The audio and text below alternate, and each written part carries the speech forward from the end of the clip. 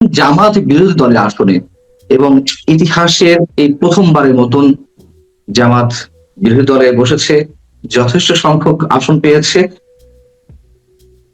আপনার কি মনে হয় যে বিএনপির জন্য আগামীর পথ চলাটা কতটা স্বাচ্ছন্দ্যময় হবে অথবা কতটা কণ্টকাকীর্ণ?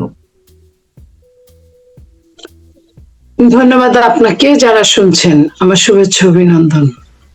অবশেষে বিএনপি সরকার গঠন করলেন এবং জামাত প্রধান বিরোধী দল।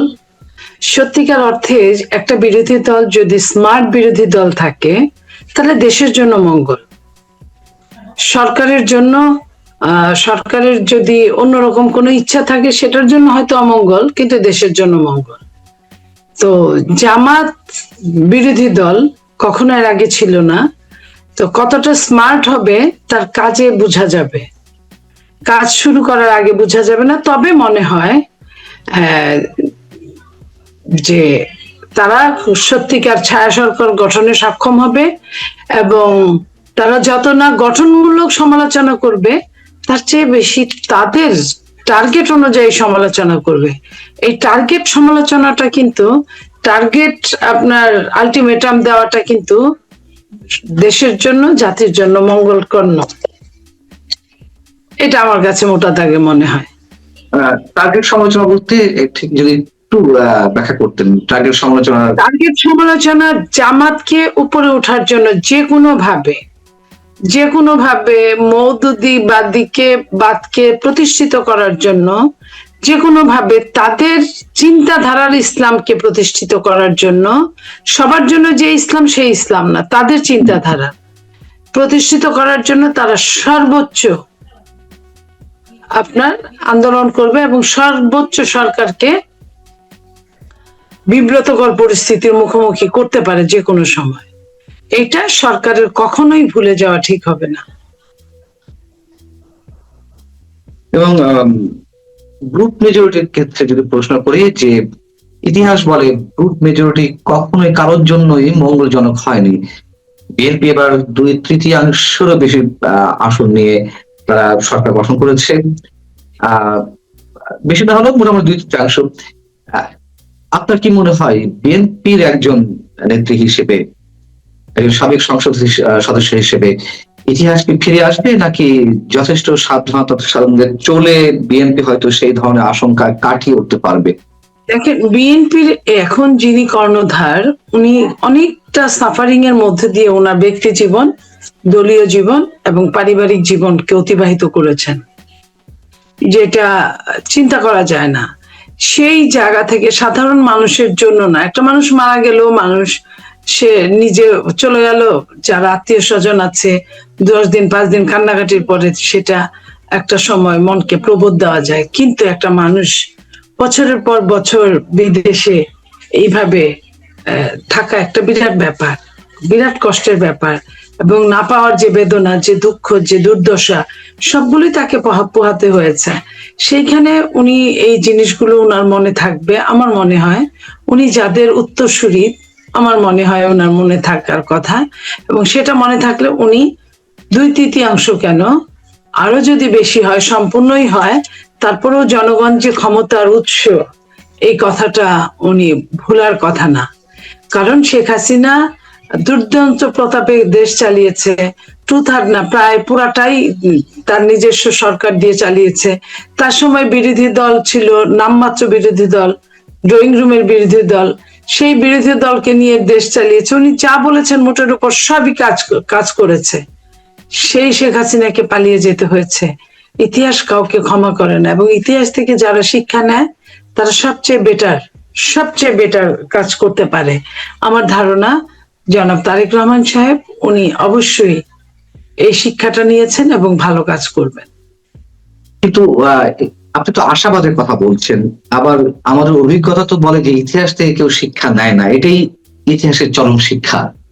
এটাও সত্যি, বিশেষ করে তৃতীয় বিশ্বের দেশগুলো ইতিহাস থেকে শিক্ষা নেয় না, এবং তাদের এই শিক্ষা না নেওয়ার অনেক কারণ আছে। কারণ তাদের অপরিমিত ক্ষমতা থাকে তাদের হাতে, যে ক্ষমতা অক্ষয় অব্যয় তারা মনে করে, এবং প্রাথমিক দৃষ্টিতে ওরকমই মনে হয়। তারপরে যখন ধরে, ওই যে বলেন না যে আল্লাহ ছাড় দেয়, ছেড়ে দেন না, তো এই যে ধরে তখন কিন্তু আর ছাড়া পাওয়া যায় না। তো এইটা বুঝতে হবে যে যারা এই জিও পলিটিক্সে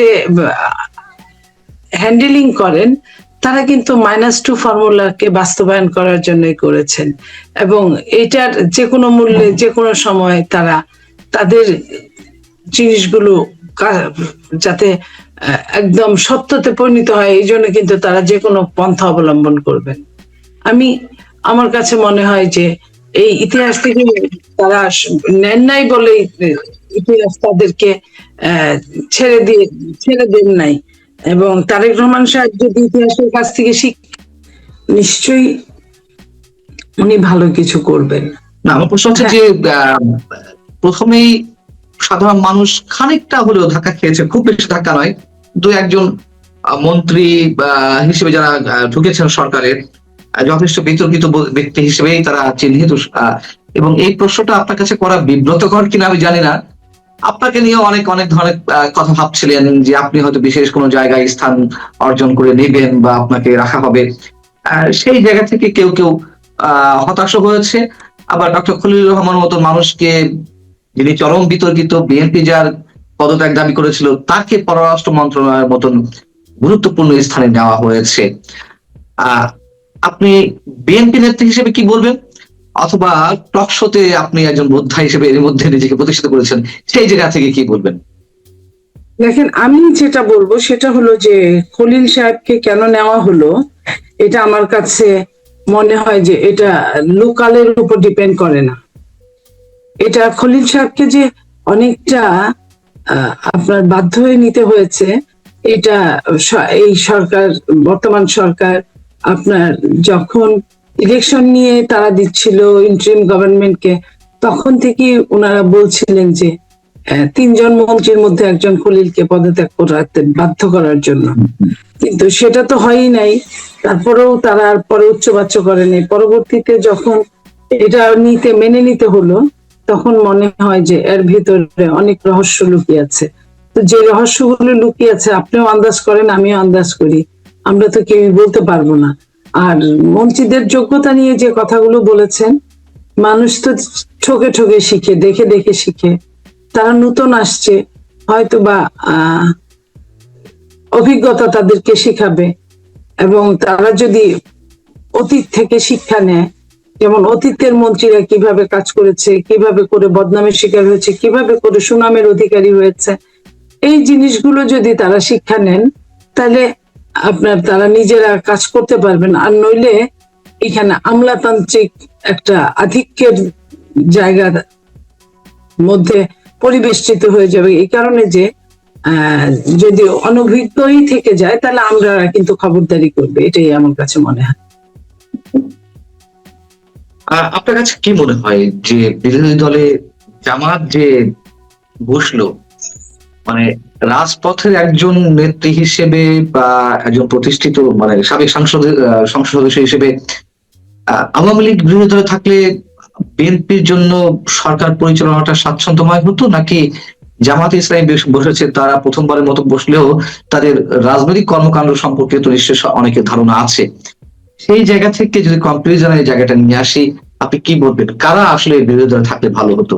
যদি মির্জা ফখরুল ইসলাম আলমগীর আওয়ামী লীগ হচ্ছে, আওয়ামী লীগের সঙ্গে বিএনপির ব্যক্তিগত সম্পর্কের ভীষণ মানে খারাপ অবস্থা, টানাপোড়েনের মধ্যে থাকে, কিন্তু দুইটা দলের গণতান্ত্রিক নেচার প্রায় এক। গণতান্ত্রিক নেচার যেটা আমি বলি, আদর্শ, উদ্দেশ্য, এই জিনিসগুলো। কিন্তু এখন যারা বিরোধী দল, তাদের গণতান্ত্রিক নেচার এক না, তারা কিন্তু গণতন্ত্রকে ধারণ করে না। তাদের দলে দেখেন, যখন যাকে বলবে তোমাকে মনোনয়ন দেওয়া হলো, তার মানে তুমি মনোনীত, তোমাকে দেওয়া হলো না, তুমি মনোনীত না, সে কিন্তু আর কোনো উচ্চবাচ্য করতে পারে না। তো এই যে কোনো শব্দ করতে পারে না, এবং তাদের যে কাজ দেওয়া হয় সেটা তারা করতে বাধ্য। এই যে এটা তাদের মধ্যে গণতন্ত্র নাই, এক না একতন্ত্র থাকতে পারে। তো আমি স্বৈরতন্ত্রের কথা বলছি না এই কারণে, যদিও তারা নেচারের দিকে অনেকটা এরকম, কিন্তু যেহেতু তারা রাষ্ট্র ক্ষমতার সরাসরি আপনার কাজ করে নাই, তাই আমি এটা বলছি না। আমি বলছি যে তাদের তাদের সঙ্গে আপনার অনেকটা দূরত্ব হলো আপনার আদর্শগত, কিন্তু আওয়ামী লীগের সঙ্গে ওই গণতন্ত্রের আদর্শগত জায়গায় দূরত্ব নেই। এক্ষেত্রে নিশ্চয়ই মানে অনেকে বিএনপির পক্ষ থেকে অনেকে মন্তব্য যে জামাতের চেয়ে অন্তত বিরোধী দলে আওয়ামী লীগ থাকলে ভালো হতো, এমন মন্তব্য অনেকে করতে শোনা যায়। আপনি কি মানে আপনি কি আপনার বক্তব্যের মধ্যে দিয়ে সেই বিষয়টি বোঝাতে চেয়েছেন? দেখেন, আওয়ামী লীগের সঙ্গে হলে যে কথাটা বললাম, যে এই যে আদর্শগত একটা জায়গা, আরেকটা জিনিস যারা বলে তারা অনেক সময় এই জিনিসটা না বুঝেই বলে। আওয়ামী লীগের সময় দেখেন, আওয়ামী লীগ যখন বিরোধী দল ছিল অনেক দিন হরতাল ধর্মঘট করেছে, অনেক কিছু ক্ষতি হয়েছে রাষ্ট্রের। বিএনপিও যখন বিরোধী দলে ছিল তখন বিএনপিও হরতাল অনেক দিন করেছে, অনেক রকম আন্দোলন, রাজপথে অনেক আগুন জ্বলেছে। তখনও কিন্তু গণতন্ত্র শান্তিতে থাকে না। আর এখন একদমই ডিফারেন্ট। এটা কি হবে, যেমন কালকে একটা নতুন নীতিমালার মধ্যে ফেলে দিয়েছিল, বিএনপি যদি ওইখান থেকে উত্তরণ না ঘটাতে পারতো তাহলে কিন্তু ক্ষতি হতো, যে তারা সবাই মিলে সংস্কারের ওই জুলাই সনদে আবার সিগনেচার এমপিরা না করলে তারা শপথ নিবে না। আচ্ছা বলেন, যে আমি আপনি আলাদা আলাদা ফ্যামিলি, আমাদের মধ্যে ইন্টিমেসি আছে, ভালোবাসা আছে, কিন্তু আমি যদি ঘোষণা দেই, আমি পান্না ভাই যদি এই একটা খারাপ কাজ দিয়ে বলি যে আপনি যদি এই কাজটা না করেন আমি খাবো না, তাতে আপনি কি করার আছে আপনি বলেন? আমি খাই বা না খাই, আপনি তো রাষ্ট্রের এগেনস্টে যেতে পারেন না। আমি খাই বা না খাই, আপনি তো আপনার পরিবারের চরম একটা ক্ষতি করতে পারেন না। আপনি আমার জন্য অনুশোচনা করতে পারেন, বাট এইখানে আপনার কোনো হাত নাই। আপনার আমার এখানে তো শপথ নেওয়া, আরেকটা তো জীবন মরণ সম্পর্ক সমস্যা, তা আপনি তো জীবন মরণ সমস্যাকে উতরে দিতে পারেন না। এই জায়গায় আমি বলবো যে এই জায়গাটা হিসাব করলে তখন মনে হয় যে আওয়ামী লীগ হলে এইরকম হতো না। আওয়ামী লীগের নেতা কর্মীরা অনেকেই স্বেচ্ছা প্রণোদিত হয়ে নিজের জায়গা থেকে বিভিন্ন স্থানে, দেশের বিভিন্ন স্থানে তাদের কার্যালয় খোলা শুরু করে দিয়েছে। আইনগতভাবে মানে নির্বাহী আদেশে আওয়ামী লীগের রাজনৈতিক কার্যক্রম এখনো পর্যন্ত নিষিদ্ধ। তাদের এই যে স্বতঃস্ফূর্ততার সঙ্গে দলীয় কার্যালয় খুলে ফেলা, এটি কি বিএনপির প্রতি এক ধরনের বিশ্বাস থেকে তারা এই কাজগুলো শুরু করে দিয়েছে? মানে ডক্টর ইউনূস সরকারের যে 18 মাস বা অন্তত শেষ দিন পর্যন্ত তারা তো এটি সুযোগ পায়নি, এটি সাহস পায়নি। এটি কি বিএনপি সরকার চেঞ্জ হলে, আমি যে এটা বুঝলাম, একটা সরকার চেঞ্জ হলে এমনি কিছু মানুষ আরেকটা সরকারের, ধরেন আওয়ামী লীগ সরকার আর এখনকার বিএনপি সরকারের মধ্যে একটা সরকার ছিল, হ্যাঁ, রেভুলেশন হোক বা না হোক, একটা সরকার চেঞ্জ হলে যারা বিপদগ্রস্ত তারা মনে করে আমাদের জন্য একটু আবার এটার একটা ব্যবস্থা তারা নিজে থেকে কিছু করতে পারে। আর সরকার চেঞ্জ হতে হতেও একটা সময় লাগে, কেবল ক্ষমতা কি দায়িত্ব বুঝে নিয়েছে, এখন দায়িত্ব পালন করার পালা।